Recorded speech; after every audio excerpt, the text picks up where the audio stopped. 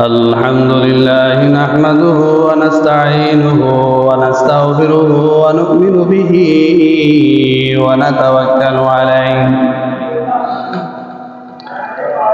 ونعوذ بالله من شرور أنفسنا ومن سيئات أعمالنا من يهده الله فلا مضل له ومن يضلله فلا هادي له ونشهد أن لا إله إلا الله لا خالق إلا الله ولا مالك إلا الله لا محيي إلا الله ولا مميت إلا الله ولا رازق إلا الله ونشهد أن سيدنا وسندنا ومرادنا ومرامنا ومقصودنا وشفيعنا وحبيبنا وطبيب قلوبنا وأولانا ومولانا محمد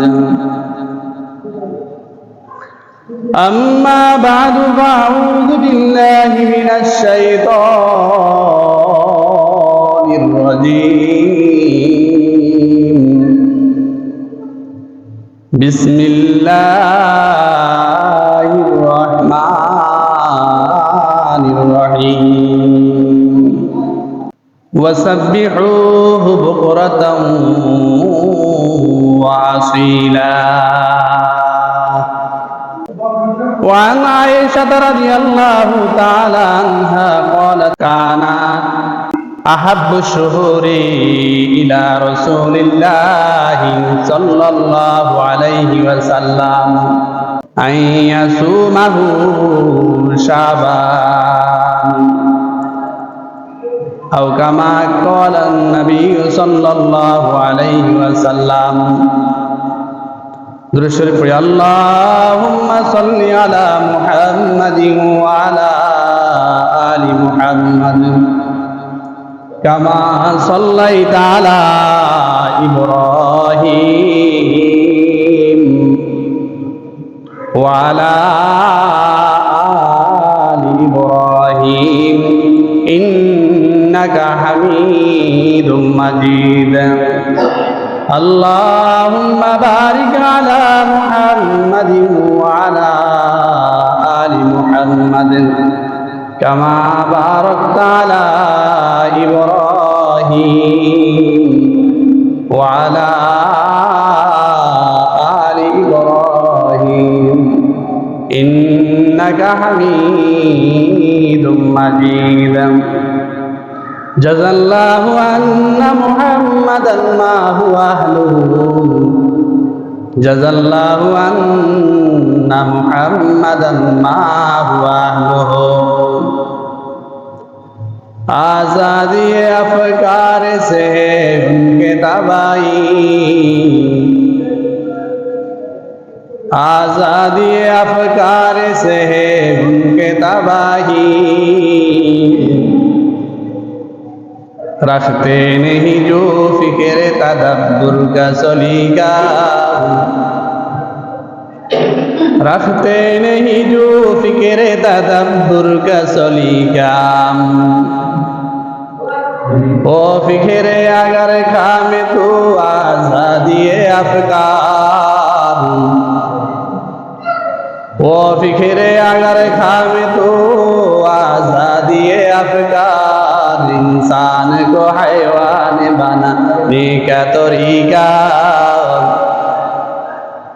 इंसान को हैवान बनाने का तरीका ला इलाहा इल्लल्लाह ला इलाहा इल्लल्लाह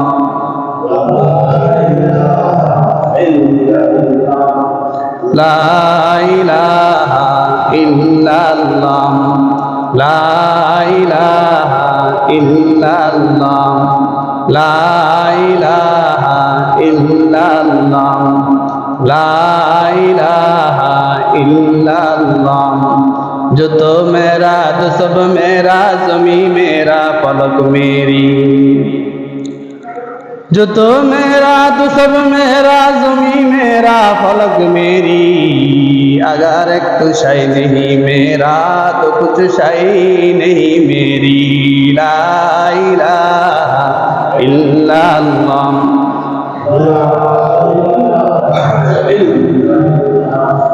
ला इलाहा इल्लल्लाह ला इलाहा इल्लल्लाह ला इलाहा इल्लल्लाह ला इलाहा इल्लल्लाह सख्ती राह से न डर एक जरा हिम्मत कर सख्ती राह से न डर एक जरा हिम्मत कर जामे जन हो राह मुश्किल रास्ता मुश्किल नहीं ला इलाहा इल्लल्लाह ला इलाहा इल्लल्लाह ला इलाहा इल्लल्लाह ला इलाहा इल्लल्लाह ला इलाहा इल्लल्लाह मुहम्मदुर रसूलुल्लाह।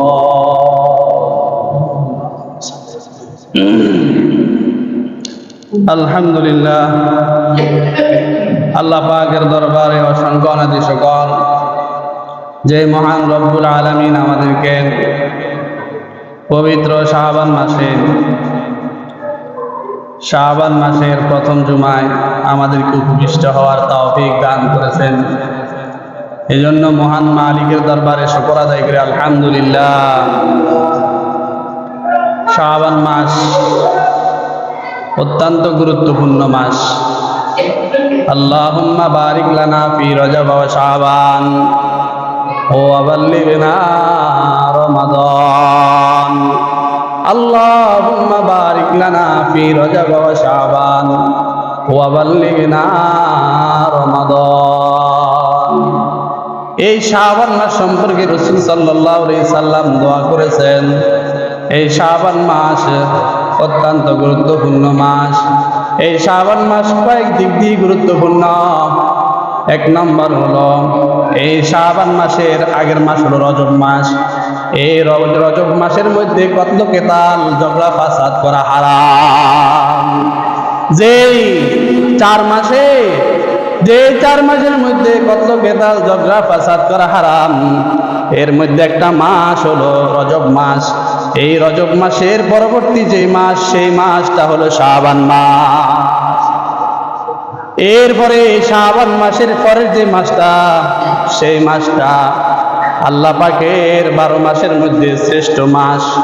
আল্লাহ পাকের 12 মাসের মধ্যে গুরুত্বপূর্ণ মাস। আল্লাহ পাকের যে 12টা মাস আল্লাহ তাআলা নির্ধারণ করেছেন, এর মধ্যে যে শ্রেষ্ঠ মাসটা রমজান মাস। এই রমজান মাসের আগের মাস হলো শাবান মাস। তাহলে শাবান মাসের আগের মাসটাও গুরুত্বপূর্ণ, শাবান মাসের পরের মাসটাও গুরুত্বপূর্ণ। এই জন্য এই শাবান মাসের গুরুত্ব অনেক রয়েছে। গত জুমায় আলোচনা করেছিলাম এই শাবান মাসে আল্লাহ তাআলা রাসূল সাল্লাল্লাহু আলাইহি সাল্লামের উপর দুরূদ পড়ার জন্য যে আয়াতটা পেশ করেছেন পবিত্র কালামে হাকিমের মধ্যে, ওই আয়াতটাও আল্লাহ তাআলা শাবান মাসে নাজিল করেছে। ইন্নাল্লাহা ওয়া মালাইকাতাহু ইউসাল্লুনা আলান নবী ইয়া আইয়ুহাল্লাযীনা আমানু সাল্লু আলাইহি ওয়া সাল্লিমু তাসলিমা। এই আয়াতটাও নাজিল করেছে আল্লাহ তাআলা শাবান মাসে। নাজিল করে এটাই বুঝাইছেন যে তোমরা সামনের এবং পিছনের মাসগুলির মধ্যে আমার হাবিবের উপর যে পরিমাণ দুরূদ শরীফ তোমরা পড়বে, কিন্তু মনে রাখবে এই শাবান মাসে আমার হাবিবের উপর একটু বেশি করে দুরূদ শরীফ পড়িও। যেহেতু এই শাবান মাসে আল্লাহ তাআলা পবিত্র কালামে হাকিমের মধ্যে রসুলের উপর দুরূদ শরীফ পড়ার ফজিলত সম্পর্কে, রসুলের উপর দুরূদ শরীফ পড়ার ব্যাপারে আয়াতটা নাযিল করেছে। এই জন্য গত জুমা আলোচনা করেছিলাম শাবান মাসে রসুলের প্রতি দুরূদ শরীফ পড়ার ফজিলত সম্পর্কে। এই শাবান মাসের গুরুত্ব হওয়ার পিছনে আরেকটা কারণ রয়েছে। শাবান মাস গুরুত্বপূর্ণ হওয়ার পিছনে আরেকটা কারণ রয়েছে, সেটা হলো আল্লাহ তাআলা এই শাবান মাসে উম্মতে মুহাম্মাদীর সমস্ত আমলনামা আল্লাহর কাছে পেশ করা হয়। শাবান মাসে সমস্ত মানুষের, সমস্ত ইমানদার মুসলিম নরনারীর আমলনামা আল্লাহর কাছে এই শাবান মাসে পেশ করা হয়। বাৎসরিক হিসাব, আমাদের হিসাবের কতগুলি ক্যালকুলেশন আছে, অর্থাৎ মাধ্যম আছে, ধারা আছে, উপধারা আছে হিসাবের। যেমন হিসাবের একটা ধারা আমাদের, সেটা হলো আমরা দৈনন্দিনের হিসাব করি। দৈনন্দিনের হিসাব করি যে আমরা সকালবেলা হিসাব করি এবং বিকালবেলা হিসাব করি। দোকানপাট বন্ধ করার পরে রাত্রে আমরা হিসাব করি কত টাকা আজকের দিনে বিক্রি হয়েছে। এটা আমরা সচরাচর আমরা হিসাব করে থাকি। তো আল্লাহ তাআলার নিকট যা মানুষের আমলনামা পৌঁছার কয়েকটা ধারা রয়েছে, কয়েকটা স্তর রয়েছে, মানুষের আমলনামা আল্লাহর কাছে পেশ করা হয়। এটা দৈনন্দিন হিসাবে পেশ করা হয়, হাদিস শরীফের মধ্যে আসছে। আবার সাপ্তাহিক হিসাবও পেশ করা হয়, সেটা হাদিস শরীফের মধ্যে আসছে। আবার বাৎসরিক হিসাবও আল্লাহর কাছে পেশ করা হয়, সেটাও হাদিস শরীফের মধ্যে আসছে। তো দৈনন্দিনের মানুষের আমল আল্লাহর কাছে পেশ করা হয়, সেটা কখন? সেটা দুইটা সময়। দৈনন্দিনের আমল পেশ করা হয় দুই সময়ে। এক হলো সকালবেলা, সকালবেলা ফজরের আগ মুহূর্তে। আরেক হাদিসে বলা হয়েছে সকালবেলা ফজরের পর মুহূর্তে মানুষের সারা রাত্রির আমলনামা আল্লাহর কাছে পেশ করা হয়। উম্মতের নরনারীরা সারা রাত্রি কি আমল করেছে, কি কাজ করেছে, এই সারা রাত ব্যাপী কেউ যদি তাহাজ্জুদ করে থাকে, সে আমল সকালবেলা আল্লাহর কাছে পেশ করা হয়। কেউ যদি সারা রাত কোরআন তেলাওয়াতের মধ্যে কাটিয়ে দেয়, সে আমলও আল্লাহর কাছে সকালবেলা পেশ করা হয়। কেউ যদি এশার নামাজ পড়ে, জামাতের সাথে এশারের নামাজ পড়ে এবং ফজরের সময় উঠে আবার ফজরের নামাজ পড়ে, সেই উম্মতেরও সারা রাত ইবাদত করছে বলে আল্লাহ তাআলার নিকট তার আমলনামা পেশ করা হয়। সুবহানাল্লাহ। আর কেউ যদি এই রাত্রকে গুনার মধ্যে কাটিয়ে দেয়, জিনা ব্যভিচার, অশ্লীলতা, বেয়াপনা, বেলাল্লাপনার মধ্যে কাটিয়ে দেয়, সারা রাত চুরি ডাকাতির মধ্যে কাটিয়ে দেয়, তাস জুয়া খেলার মধ্যে কাটিয়ে দেয়, অহেতুক আড্ডার মধ্যে রাত্রটা কাটিয়ে দেয়, ওই দুর্ভাগা উম্মত, ওই দুর্ভাগা উম্মতের আমলনামা এই অপকর্মগুলি, এই কর্মগুলি সকালবেলা আল্লাহ তাআলার নিকট পেশ করা হয়। নাউজুবিল্লাহ। তাহলে মানুষ দুইভাবে বিভক্ত হয়ে যায়। হাদিস শরীফের মধ্যে আসছে মানুষ রাত্রে তিন ভাগে বিভক্ত হয়ে যায়। এক ভাগ ফজরের নামাজ, এক ভাগ এশার নামাজ জামাতে পড়ে, আবার রাত্রে ঘুম থেকে উঠে ফজরের নামাজও জামাতের সাথে পড়ে, কিন্তু সে আর রাত্রের মধ্যে কোনো আমল করে না। আল্লাহ তাআলা তারও এই রাত্রটাকে পুরা ইবাদতের মধ্যে লিখে দেন। সেও পুরো রাত ইবাদত করেছে বলে আল্লাহ তাআলা কি করে দেন? লিখে দেন। আরেক ভাগ এশারের নামাজও জামাতে পড়ে, ফজরের নামাজও জামাতে পড়ে, কিন্তু সে রাত্র ইবাদত করে, রাত্র নফল নামাজ পড়ে, রাত্র তাহাজ্জুদ পড়ে, রাত্র আল্লাহর দরবারে কান্নাকাটির মাধ্যমে কাটিয়ে দেয়। এই উম্মতেরও সারা রাত ইবাদত করছে বলে আল্লাহ তাআলা লিপিবদ্ধ করে দেন। আরেক শ্রেণীর মানুষ না ফজরের নামাজ পড়ে, না এশার নামাজ পড়ে, না সারা রাত ইবাদতের মধ্যে কাটায়, কোনোটাই করে না, সারা রাত সে গুনার মধ্যে কাটিয়ে দেয়। চুরি ডাকাতি, জিনা ব্যভিচার এবং কাজ জুয়ার মধ্যে সে রাত্রটাকে কাটিয়ে দেয়। এই 3 ভাগে মানুষ বিভক্ত হয়। তার মধ্যে প্রথম যে 2 ভাগ, এরা আল্লাহ তাআলার কাছে ইমানদার হিসাবে ঘোষিত, এরা আল্লাহ তাআলার প্রিয় বান্দা হিসাবে ঘোষিত আল্লাহ তাআলার কাছে। আর যেটা সারা রাত গুনার মধ্যে কাটিয়ে দেয়, এরা আল্লাহ তাআলার নিকট গৃহীত, এরা আল্লাহ তাআলার অবাধ্য বান্দা, এরা আল্লাহ তাআলার নাফরমান বান্দা। এই জন্য উম্মতের দৈনন্দিনের হিসাব 2 সময় পেশ করা হয়। এক সময় হলো ফজরের পরে আল্লাহ তাআলার নিকট তার আমলনামাগুলি পেশ করা হয়।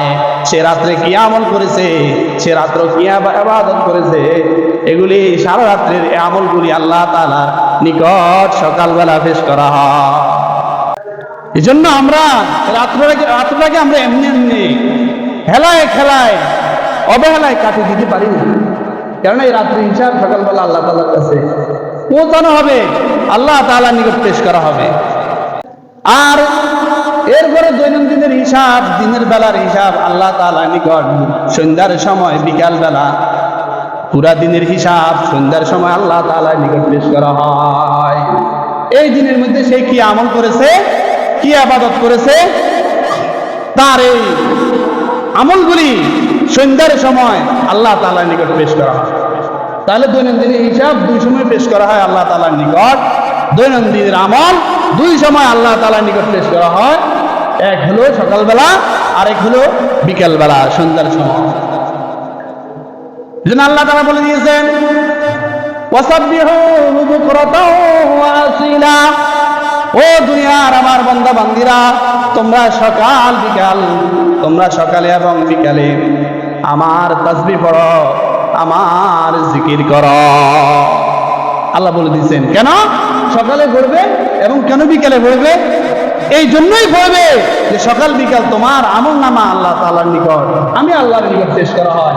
আর এই 2 সময়ের মধ্যে যদি তুমি জিকিরের মধ্যে থাকো, তাহলে তোমার ইবাদতটা কত সুন্দরভাবে আমার নিকট পৌঁছবে, কত উত্তম ভাবে আমার নিকট পৌঁছবে। যদি এই 2 সময়ের মধ্যে তুমি ইবাদতের মধ্যে থাকো, এই 2 সময়ের মধ্যে তুমি যদি আমার তাসবিহ পড়ো, এই 2 সময়ের মধ্যে তুমি যদি আমার জিকির করো, আর এই জিকির অবস্থায় যদি ফেরেশতারা তোমার আমলগুলি আমার নিকট পেশ করে, তাহলে তুমি আমার কাছে আমার প্রিয় বান্দাদের মধ্যে অন্তর্ভুক্ত হবে। আল্লাহ বলে দিয়েছেন, ওয়াসাব্বিহু বুকরাতাও ওয়া আসিলা, বুকরাতাও ওয়া আসিলা। বুকরা মানে সকাল, আর ওয়াসিলা মানে সন্ধ্যা। এই সকাল বিকাল, সকালে এবং সন্ধ্যায় তোমরা আমার তাসবিহ পড়তে থাকো, যেহেতু এই 2 সময় আমার নিকট তোমাদের আমলগুলি পেশ করা হয়। এই জন্য ফজরের সময় আমরা ঘুমিয়ে থাকি, অথচ আমাদের আমলগুলি ফজরের সময় আল্লাহর কাছে পেশ করা হয়, আর আমরা ঘুমিয়ে থাকি। ঘুমন্ত অবস্থায় আমার আমলগুলি আল্লাহর নিকট পেশ করা হইতেছে। ফেরেশতারা বলে, আল্লাহ আপনার অমুক বান্দা সারা রাত মোবাইল দেখছে, সারা রাত মোবাইলের মধ্যে অশ্লীলতা বেহায়াপনা দেখেছে, বিন নারীর চেহারা দেখে নাফরমানি অবস্থায় রাত্রে কাটিয়ে দিয়েছে। আল্লাহ সে ফজরের সময় উঠে নাই, ফজরের সময় মুয়াজ্জিন মসজিদের মধ্যে ডাকতেছে, হাইয়া আলাস সালাহ, হাইয়া আলাস সালাহ, হাইয়া আলাল ফালাহ, হাইয়া আলাল ফালাহ। মুয়াজ্জিন বারবার চতুর্দিক দিয়ে তাকে ডেকেছে, কিন্তু সে ফজরের সময় উঠে নাই। সারা রাত আপনার নাফরমানির মধ্যে কাটতে রাতের 3টা বাজে, রাতের 4টা বাজে সে ঘুমাইছে, আর দিনের 10টা 11টা 12টার দিকে উঠেছে নাফরমান। না রাত্রে সে এশার নামাজ পড়েছে, না ফজরের নামাজ পড়েছে। আল্লাহ আপনার অমুক বান্দা ঘুমিয়ে আছে, অর্থাৎ সে এশাও পড়লো না, ফজরও পড়লো না, সারা রাত আপনার নাফরমানির মধ্যে কাটিয়ে দিয়েছি। তার আমলগুলি এভাবে পেশ করা হয়। আল্লাহ বলে, ও ফেরেশতারা এখন তোমরা কি বলতে চাও? আল্লাহ, মনে যাচ্ছে আপনার ওই নাফরমান বান্দাকে, মনে যাচ্ছে আপনার ওই নাফরমান বান্দা গায়ের নিচে ফেলিয়ে ফিষ্ট করে ফেলি, মনে যাচ্ছে আপনার ওই নাফরমান বান্দাকে, মনে চাচ্ছে যে আপনার ওই নাফরমান বান্দাকে অগ্নির মধ্যে নিক্ষেপ করি, মনে চাচ্ছে আপনার ওই নাফরমান বান্দাকে মাটির নিচে পুঁতে ফেলি। ফেরেশতারা এইভাবে বলে।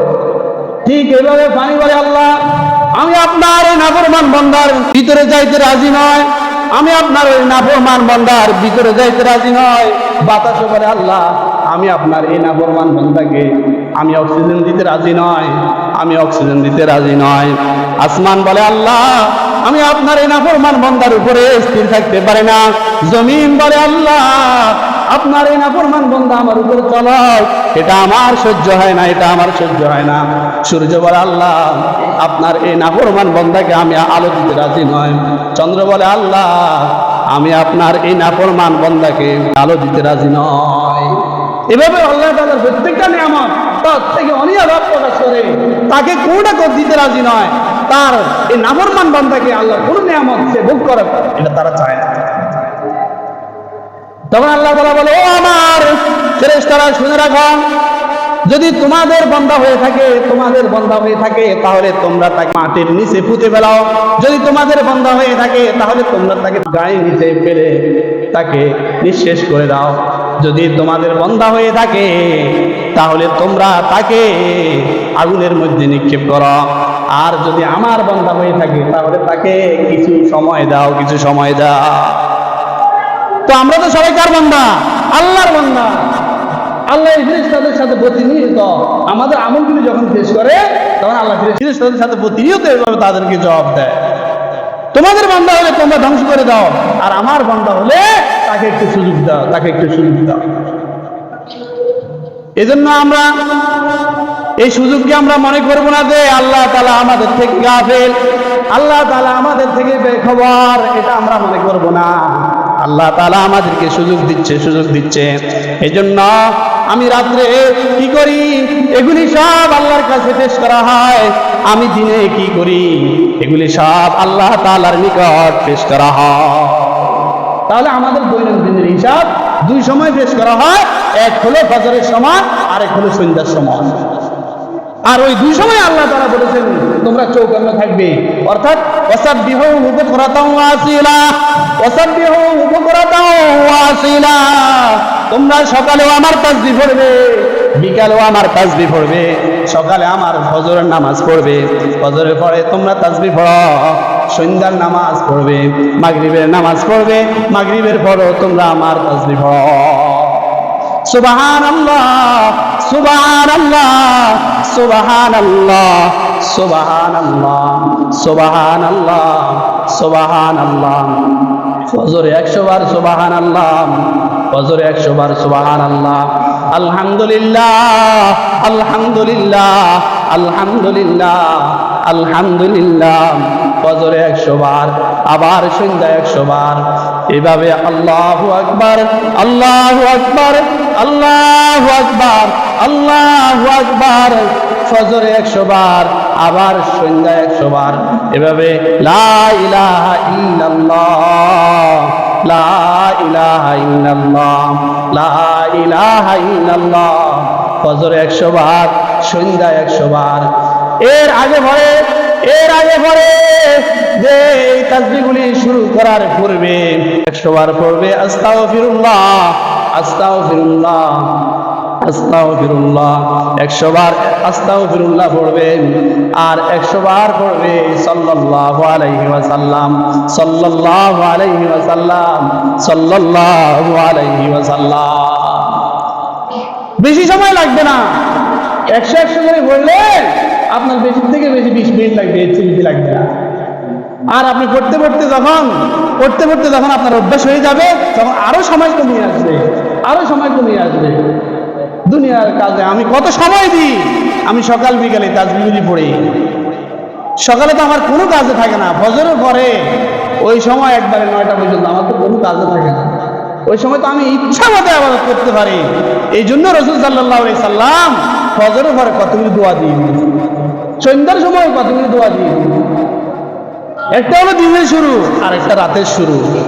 দিনের শুরুটা যদি আমার ইবাদতের মধ্যে কেটে যায়, আবার রাতের শুরুটাও যদি আমার ইবাদতের মধ্যে কেটে যায়, আর ওই দিনে যদি আমি মৃত্যুবরণ করি, ওই রাত্রে যদি আমি মৃত্যুবরণ করি, তাহলে তো আমি শহীদের মর্তবা পেয়ে গেলাম। সুবহানাল্লাহ।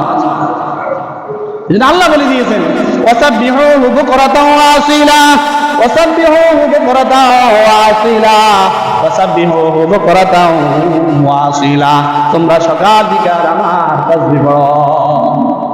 আর সাপ্তাহিক হিসাব পেশ করা হয়, সাপ্তাহিক হিসাব পেশ করা হয় সোমবার দিনে আর বৃহস্পতিবার দিনে। সোমবার দিনে আর বৃহস্পতিবার দিনে সাপ্তাহিক হিসাব আল্লাহ তাআলার নিকট পেশ করা হয়।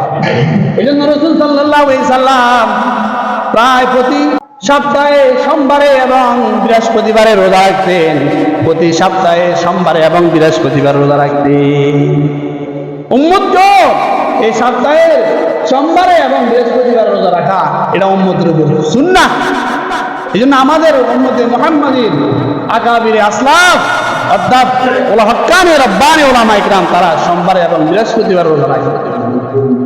আমাদের অনেক মা বোনেরা সোমবারে বৃহস্পতিবার রোজা রাখে, এটা সুন্নাহ। এই জন্য এই সোমবার এবং বৃহস্পতিবারে আমরা রোজা রাখি এবং সোমবার এবং বৃহস্পতিবারে একটু ইবাদতকে বাড়িয়ে দিই, যেহেতু সাপ্তাহিক আমল এই দুই দিনে পেশ করা হয়, বৃহস্পতিবার দিনে আর সোমবার দিনে। তো আমার যদি বৃহস্পতিবার সোমবারে আমার ইবাদতের মাধ্যমে যদি ফেরেশতারা আমার নিকট উপস্থিত হয় বা আমার আমলগুলো আল্লাহর কাছে পেশ করে, তাহলে আমি কতই না সৌভাগ্যবান, কতই না সৌভাগ্যবান। এই জন্য সাপ্তাহিক আমল পেশ করা হয় দুই দিনে, সোমবার দিনে আর বৃহস্পতিবার দিনে। এই দুইটা দিনে আমরা আমলের উপর একটু গুরুত্ব দিই, আমলের উপর একটু বৃদ্ধি করি। আর বাৎসরিক হিসাব কয়েক ধাপে আল্লাহ তাআলার নিকট আমাদের আমলগুলি পেশ করা হয়। আরেকটা হলো বাৎসরিক হিসাব, সেটা হলো পুরা বছরের হিসাব আল্লাহ তাআলার নিকট পেশ করা হয় এই শাবান মাসে। এই শাবান মাসে আমরা বলতে পারবো না, অথচ আমাদের থেকে একটা সপ্তাহ চলে গেছে। সর্বসর কওলি গলত और सभी काम गलत, सर्वसर कौली गलत और सभी काम गलत, दिन गलत रात गलत सबे गलत शाम गलत, दिन गलत रात गलत सबे गलत शाम गलत। আমাদের খবরই নেই একটা বছরের হিসাব আল্লাহ তাআলার নিকট এই শাবান মাসে পেশ করবে। আমি কি করেছি পুরো বছর, আমি কত ওয়াক্ত নামাজ পড়েছি, আমি কতবার আল্লাহ তাআলাকে ডেকেছি, আমি কতজন মানুষের সাথে ভালো ব্যবহার করেছি, আমি আমার ঘরের মধ্যে কি বলেছি, ভালো ব্যবহার করেছি নাকি খারাপ ব্যবহার করেছি, আমি আমার ঘরওয়ালির সাথে সুন্দর আচরণ করেছি নাকি সুন্দর আচরণ করি নাই, আমি আমার ঘরওয়ালিকে সন্তুষ্ট করতে পেরেছি নাকি পারি নাই, আর আমার ঘরওয়ালিও নামাজ পড়ছি কিনা সেই হিসাব আমি নিয়েছি কি নি নাই, আমার ঘরওয়ালি আল্লাহ তাআলার হুকুম মেনেছে নাকি মানে নাই, সেগুলির হিসাব নিয়েছি কি নি নাই। এই সবগুলির হিসাব আল্লাহ তাআলার নিকট এই শাবান মাসে পেশ করা হবে। এই শাবান মাসে পেশ করা হবে আমি পুরা বছর আল্লাহর হুকুম মেনেছি নাকি মানি নাই, আমি আল্লাহর হুকুম ফরজ নামাজ পড়েছি কি পড়ি নাই, এই শাবান মাসে পেশ করা হবে। এই জন্য এই মাসে যদি আমার আমলগুলো আল্লাহর নিকট পেশ করা হয়, আর এই মাসে যদি আমি ইবাদতের মধ্যে থাকি, আল্লাহর জিকির আজকারের মধ্যে থাকি, বেশি বেশি নফল নামাজের মধ্যে কাটিয়ে দিই, তাহলে ফেরেশতারা কি বলবে, আল্লাহ আপনার অমুক বান্দাকে দেখে আসছি নামাজ পড়ে, আল্লাহ আপনার অমুক বান্দাকে দেখে আসছি জিকির করে, আল্লাহ আপনার অমুক বান্দিকে দেখে আসছি নামাজ পড়ে, আপনার অমুক বান্দিকে দেখে আসছি সে কোরআন তেলাওয়াত করে, আল্লাহ আপনার অমুক বান্দিকে দেখে আসছি সে আপনার হাবিবের উপর দুরূদ শরীফ পড়ে। এই মাসে যদি আমাকে এই সমস্ত কাজগুলো পায়, তাহলে ফেরেশতারা আনন্দের চিত্তে আমার আমলনামা আল্লাহর কাছে পেশ করবে। আর আমারও যদি ভাই গালির মধ্যে, আমারও যদি ভাই বড় বড় গালিগালাজের মধ্যে, মিথ্যা কথার মধ্যে এবং অহেতুক কাজের মধ্যে, অনার্থক কাজের মধ্যে, গান বাজনার মধ্যে, নাচ গানের মধ্যে আল্লাহর নাফরমানের মধ্যে যদি ফেরেশতারা এসে আমাকে পায়, তখন ওইগুলি আল্লাহ তাআলার নিকট পেশ করবে। এজন্য ভাই, আমাকে আপনাকে খুব হুঁশিয়ার, আমি যেভাবে সেভাবে যা মন চায় তাই করতে পারি না, তা করতে পারি না। আমি আমার দোকানের দৈনন্দিন হিসাব করি, সাপ্তাহিক হিসাব করি, বাৎসরিক হিসাব করি। ঠিক আল্লাহর নিকটও আমার আমলগুলির দৈনন্দিনের হিসাব পৌঁছে, সাপ্তাহিক হিসাব পৌঁছে এবং বাৎসরিক হিসাব পৌঁছে। এটা আমাকে মাথায় রাখতে হবে। আমি কি করতেছি এগুলি তো আমার নিকট আল্লাহ তাআলার নিকট পেশ করা হচ্ছে, পেশ করা হবে। এজন্য এই শাবান মাস অত্যন্ত গুরুত্বপূর্ণ মাস। আম্মা জান আয়েশা সিদ্দিকা রাদিয়াল্লাহু তাআলা আনহা বলেন, কানা আবশুর ইলা রাসূলিল্লাহ সাল্লাল্লাহু আলাইহি সাল্লাম আইয়াসুমাহু শাবান, আইয়াসুমাহু শাবান। রাসূল সাল্লাল্লাহু আলাইহি সাল্লাম রোজা রাখার জন্য তিনি বেশি পছন্দ করতেন শাবান মাসে রোজা রাখাকে। 12টা মাসের মধ্যে রমজান মাস ব্যতীত বাকি 11 মাসের মধ্যে তিনি রোজা রাখার ক্ষেত্রে বেশি পছন্দ করতেন শাবান মাসে রোজা রাখা। কানা আহাব্বুশ শুহুরি ইলা রাসূলিল্লাহি সাল্লাল্লাহু আলাইহি সাল্লাম আইয়াসুমাহু শাবান, আইয়াসুমাহু শাবান।